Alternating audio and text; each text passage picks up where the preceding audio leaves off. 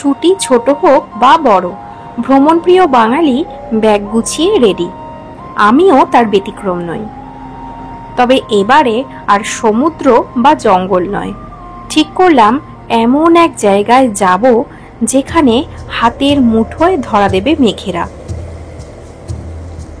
চারিদিকে উঁচু পাহাড় আর সবুজ পাহাড়ের বুক চিরে নেমে আসে ঝর্ণা। মেঘেরা অবিরাম ছোটাছুটি করে পাহাড়ের সাথে লুকোচুরি খেলে, যেখানে পাহাড়, ঝর্ণা, বৃষ্টিস্নাত সবুজ প্রকৃতি মিলে যেন এক স্বর্গ রচনা করে। সেই মেঘের সঙ্গে দেখা, ঝর্ণার সাথে কথা আর সবুজের মাঝে হারিয়ে যেতে ভ্রমণ পিপাসু মনের তৃষ্ণা মেটাতে চললাম মেঘের রাজ্য মেঘালয় ভ্রমণে।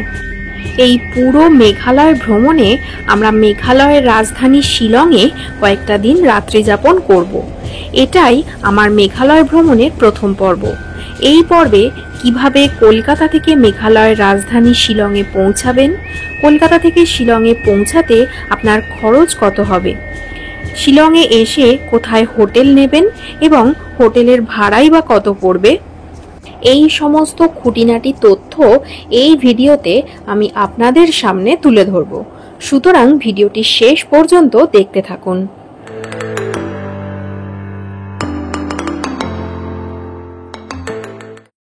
প্রথমেই দেখে নিন কলকাতা থেকে মেঘালয়ের রাজধানী আমরা পৌঁছাবো কিভাবে। শিলং যেতে গেলে কলকাতা থেকে প্রথমে গুয়াহাটি স্টেশনে আসতে হবে। শিয়ালদা, কলকাতা স্টেশন ও হাওড়া থেকে বেশ কিছু ট্রেন গুয়াহাটি যায়। তার মধ্যে শিয়ালদা থেকে কাঞ্চনজঙ্ঘা এক্সপ্রেস, হাওড়া থেকে সরাইঘাট ও কামরূপ এক্সপ্রেস গুয়াহাটি যায়। এইসব ট্রেনের ভাড়া স্লিপারে 400 থেকে 500 টাকা, এসিতে 1300 থেকে 1400 টাকা। গুয়াহাটি পৌঁছাতে সময় লাগে 20 থেকে 21 ঘন্টা। এছাড়াও আপনি যে কোনো ট্রেন ধরে এনজিপি পৌঁছে যেতে পারেন এবং এনজিপি থেকে বন্দে ভারতে করেও গুয়াহাটি পৌঁছাতে পারেন। এছাড়াও কলকাতা থেকে গুয়াহাটি অথবা শিলং আপনি ফ্লাইটেও পৌঁছাতে পারেন। তবে আমরা এবারে গুয়াহাটি পৌঁছাবো কাজিরাঙা এক্সপ্রেসে করে। 13181 কাজিরাঙা এক্সপ্রেস সকাল 9টা বেজে 5 মিনিটে কলকাতা স্টেশন থেকে রওনা দেয় গুয়াহাটির উদ্দেশ্যে ও গুয়াহাটি স্টেশনে পৌঁছায় পরদিন ভোর 3টে বেজে 45 মিনিটে। তবে এই ট্রেনটি শুধুমাত্র সোমবার করেই যায়। 13181 কাজিরাঙা এক্সপ্রেসের স্লিপারের ভাড়া 510 টাকা, 3 এসিতে 1390 টাকা ও 2 এসিতে 2025 টাকা। আমাদের 3 এসিতে টিকিট কাটা হয়েছিল। 13181 কাজিরাঙা এক্সপ্রেস কলকাতা স্টেশন থেকে ছাড়ার টাইম ছিল সকাল 9টা বেজে 5 মিনিটে আর ট্রেনটা ঠিক নির্দিষ্ট সময় স্টেশন থেকে ছেড়ে দিয়েছে। গুয়াহাটিতে ট্রেনটা ঢুকবে কাল ভোর 3টে বেজে 45 মিনিটে আর এই পুরো যাত্রাপথে এই ট্রেনটা মোট 10টা স্টেশনে দাঁড়াবে। ট্রেন একটু এগোতেই জানলা দিয়ে বাইরে চোখ পড়তেই দেখতে পেলাম দক্ষিণেশ্বরের মায়ের মন্দির। মাকে প্রণাম করে আমাদের আজকের জার্নি শুরু হলো।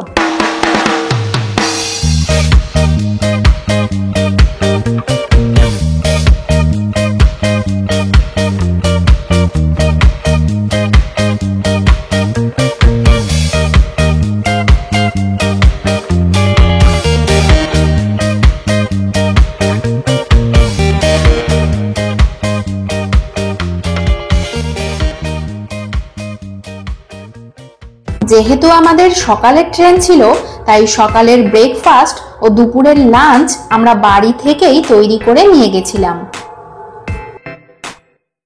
এখন বাজে ঘড়িতে 11টা বেজে 8 মিনিট আর খাওয়া দাওয়া করতে করতেই আমাদের ট্রেন প্রথম হল্ট বর্ধমান স্টেশনে এসে দাঁড়ালো।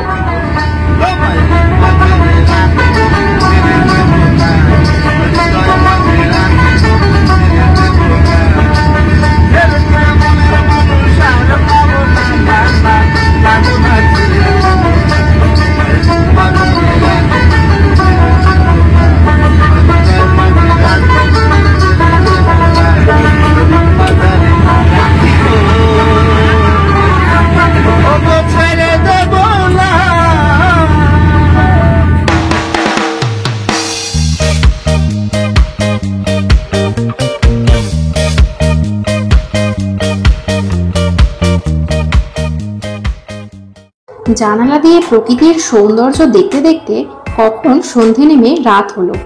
ঘড়ির কাঁটায় তখন ভোর 3:45।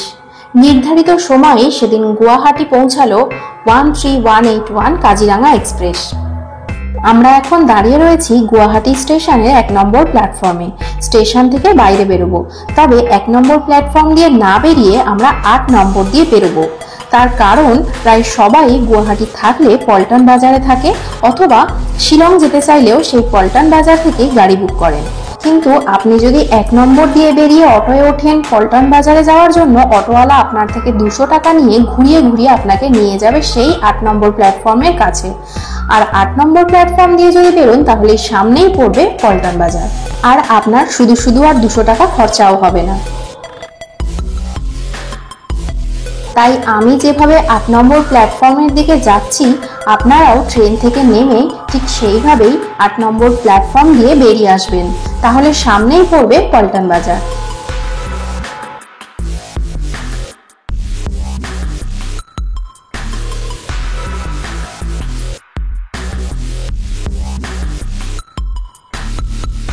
এই হলো 8 নম্বর প্ল্যাটফর্মের বাইরেটা। আর বেরিয়েই দেখবেন প্রচুর গাড়ি রয়েছে শিলং যাবার জন্য, এবং প্রচুর হোটেলও পাবেন। যারা গুয়াহাটি থাকতে চান তারা এইসব হোটেলেও থাকতে পারেন। আমরা প্রথমেই এখান থেকে চলে যাব শিলং, তাই সবার প্রথমে আমাদের একটা গাড়ি বুকিং করতে হবে। এই হচ্ছে আমাদের গাড়ি। আমরা যেহেতু 4 জন ছিলাম তাই একটা ছোট গাড়ি রিজার্ভ করে নিয়েছি। গুয়াহাটি থেকে শিলংয়ের দূরত্ব 100 কিলোমিটার এবং গাড়িতে সময় লাগবে 3 থেকে 3.5 ঘন্টার মতো। আকাশের মুখ ভার, ঝিরঝির করে বৃষ্টি হয়েই চলেছে, আর আমি যাচ্ছি শিলংয়ে। সকালের স্নিগ্ধতা, পাহাড়ি রাস্তা আর বাইরে বৃষ্টি, কি ভালোই না লাগছে।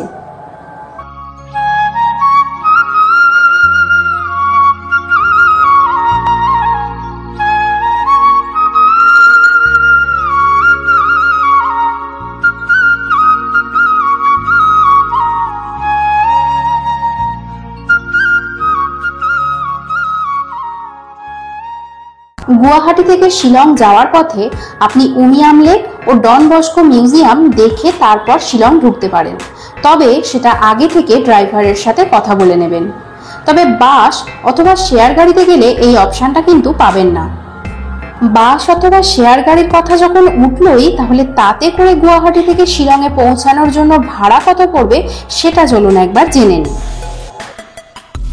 গুয়াহাটি থেকে শিলং যাওয়ার জন্য আপনি অনেক মাধ্যম পাবেন, তার মধ্যে অন্যতম হলো শেয়ার গাড়ি। স্টেশনের বাইরে থেকেই পেয়ে যাবেন। শেয়ার গাড়ি সুমো হলে সেক্ষেত্রে পার হেড 300 টাকা করে লাগছে, আর যদি ছোট গাড়িতে যেতে চান তাহলে পার হেড 500 টাকা করে লাগবে।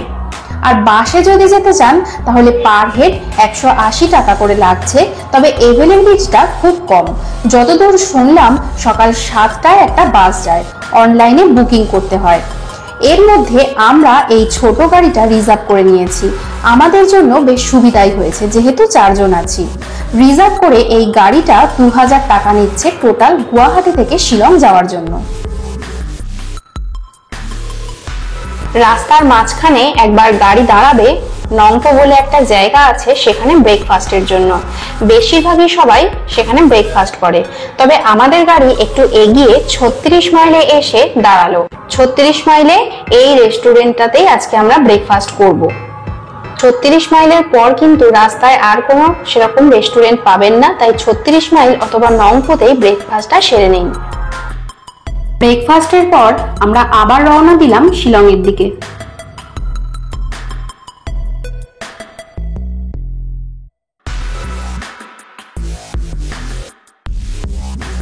এখান থেকেই শুরু উমিয়াম লেক, আর এটা হলো উমিয়াম লেকের উপরে ড্যাম।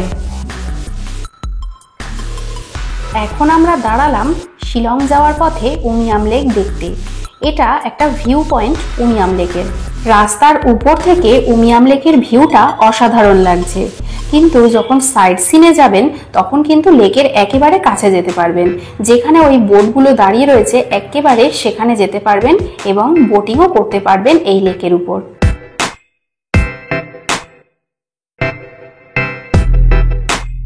আপনারা গুয়াহাটি থেকে অনেক সকাল সকাল বেরোবেন শিলংয়ে আসার জন্য। এই রাস্তায় নাকি বিভিন্ন জায়গায় প্রচুর জ্যাম হয় বেলা বাড়লে, তাই জ্যামে না পড়তে চাইলে আপনাকে সকাল সকালই বেরোতে হবে। আমরা যেহেতু অনেক ভোরে বেরিয়েছি তাই রাস্তায় কোনো জ্যামই পাইনি। আমরা প্রায় শিলংয়ে পৌঁছেই গেছি।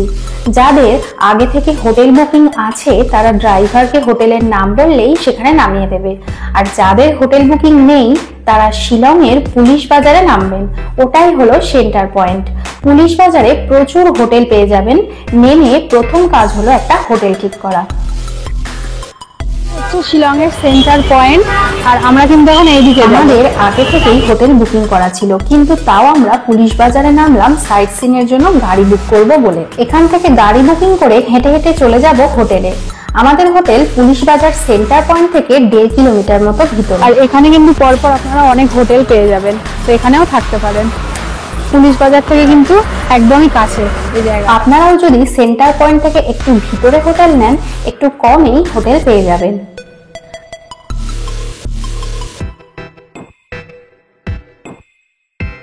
সাইট সিনের জন্য গাড়ি বুক করে আমরা চলে এলাম আমাদের আগে থেকে বুকিং করা হোটেল বারবারিকে। এখন হোটেলের ভিতরে যাব, সবকিছু আপনাদের সাথে শেয়ার করব এবং সাথে আমাদের রুমটাও আপনাদের দেখাবো।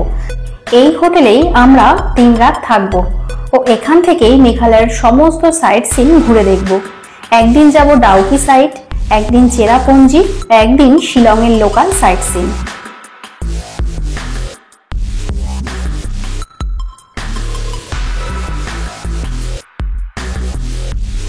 এই হলো হোটেলের রিসেপশন। আমাদের রুমটা তো আপনাদের দেখাবই, তার আগে চলুন হোটেলের ম্যানেজারের সঙ্গে একটু কথা বলে নেওয়া যাক। কথা বলবো হোটেল বারবারিক ইনের ম্যানেজার নরেশজির সঙ্গে, তো ওনার মুখ থেকে শুনে নেবো হোটেলের রেট কি আছে, কী রকম ক্যাটাগরির रूम এখানে अवेलेबल আছে। तो Naresh ji good evening. Sir good evening. तो सबसे पहले हम लोग को बताइए आपका ये बारबारिक इन में कितना कैटेगरी का रूम अवेलेबल है? टोटल हमारे 46 रूम्स हैं, वैसे डिफरेंट कैटेगरी है, जैसे single bed, double bed, triple bed and 4 and 5 beds. Okay. और आपका यहाँ पे जो प्राइस रेंज स्टार्टिंग क्या रेट से स्टार्टिंग है? प्राइसेज में फ्लेक्सिबल रहता है, डिमांड एंड सप्लाई। वैसे जैसे डिलक्स 5 बेडेड रूम्स है 4000 रुपीज़ करके रेट है इंक्लूडिंग ब्रेकफास्ट। अच्छा। एंड 4 बेडेड रूम है 3500 रुपीज़ करके विथ ब्रेकफास्ट। फिर जैसे ट्रिपल बेड हो गए 3000 रुपये with breakfast. Double bed deluxe category में 2 कैटेगरी है डबल बेड में। अच्छा। एक हो गया डिलक्स कैटेगरी जो 2500 रुपीज़ करके विथ ब्रेकफास्ट। अच्छा।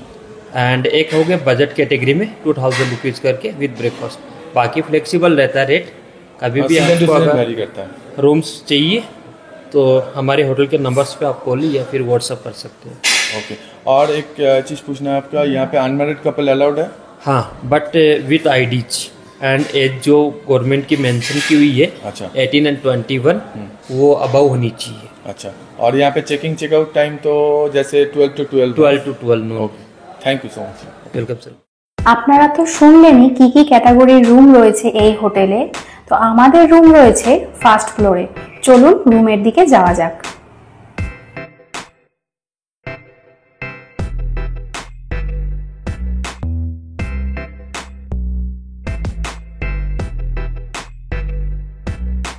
এটাই হলো আমাদের রুম, 204 নাম্বার রুম। আমরা যেহেতু 4 জন রয়েছি তাই আমাদের একটা 4 বেডরুমই নেওয়া হয়েছিল। এখানে দুটো ডাবল বেড রয়েছে, চার্জার পয়েন্ট, ব্ল্যাঙ্কেট দেওয়া রয়েছে, টাওয়াল রয়েছে। এটা কিন্তু একটা নন এসি রুম, ফ্যান রয়েছে। আমরা গিয়েছিলাম মে মাসের 7, 8, 9 তারিখ এই হোটেলে ছিলাম।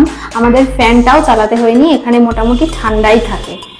এটা একটা 4 বেডরুম আর আমাদের এই রুমের ভাড়া নিয়েছিল পার নাইট 3000 টাকা করে। হোটেলটা আমার বেশ ভালোই লেগেছে, বেশ পরিষ্কার পরিচ্ছন্ন, চারিদিকে সাজানো এবং স্টাফদের ব্যবহারও খুব ভালো। এখানে একটা আলমারি রয়েছে এবং পাশে একটি সেলফ রয়েছে কিছু রাখার জন্য, টেবিল রয়েছে আর এইদিকে একটি এলসিডি টিভিও রয়েছে।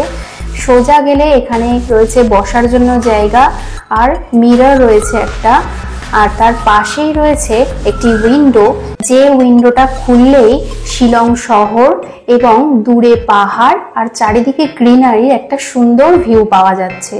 আর মিররের পাশেই রয়েছে ওয়াশরুম, ওয়াশরুমে গিজার রয়েছে, রয়েছে বালতি, মাগ, ওয়েস্টার্ন কোমোটও রয়েছে, আর রয়েছে বেসিন, মিরর এবং একটি ডাস্টবিনও দেখতে পাচ্ছি। ওয়াশরুমটা বেশ পরিষ্কার পরিচ্ছন্নই ছিল। এবার এই হোটেলে একটি ডাবল বেডরুম আপনাদের সাথে শেয়ার করি। এটি হলো 314 নাম্বার রুম।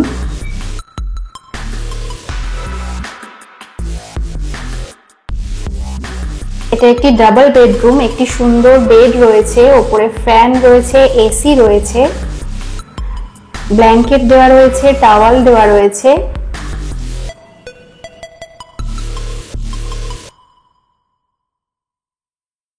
বেডের পাশে দুটো চেয়ার, টেবিল দেওয়া রয়েছে, রয়েছে চার্জিং পয়েন্ট, এদিকে রয়েছে টিভি, আলমারি, আর এগিয়ে গেলে রয়েছে মিরর আর একটি সুন্দর উইন্ডো রয়েছে, যে উইন্ডোটা খুললে এরকম একটি ভিউ পাবেন।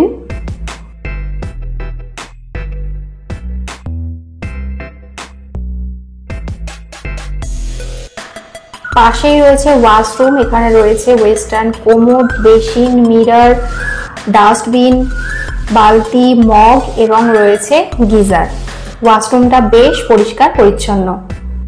শিলংয়ের এই হোটেলের আরও একটি ডিটেলস ভিডিও কিছুদিনের মধ্যেই আমার চ্যানেলে আসতে চলেছে। সেখানে এই হোটেলের রেস্টুরেন্টের সঙ্গে আরও বেশ কিছু ক্যাটাগরি রুম আমি আপনাদের সাথে শেয়ার করব। এছাড়াও আমরা সাইট সিনের জন্য কত টাকায় গাড়ি বুকিং করলাম, আপনারা একজন বা দুজন আসলে কিভাবে কম খরচায় সমস্ত সাইট সিন করবেন, কোথায় কোথায় ঘুরবেন, এই সমস্ত খুঁটিনাটি নিয়ে ভিডিও আমি এরপর আপলোড করব। সুতরাং চোখ রাখুন আমার চ্যানেলে। আর এই ভিডিওটি যদি ভালো লাগে অবশ্যই একটি লাইক করার পাশাপাশি আমার চ্যানেলটাকে সাবস্ক্রাইব করে পাশে থাকা বেল আইকনটি প্রেস করবেন, যাতে এই ধরনের কোনো ভিডিও আপলোড করলে সবার আগে তার নোটিফিকেশন আপনাদের কাছে পৌঁছে যায়। আর ভিডিওটা কেমন লাগলো অবশ্যই আমাকে কমেন্ট করে জানাবেন। আজ তবে আসি, আবার দেখা হবে নেক্সট এপিসোডে। ততক্ষণ সবাই খুব ভালো থাকবেন, সুস্থ থাকবেন আর সুন্দর থাকবেন। ধন্যবাদ।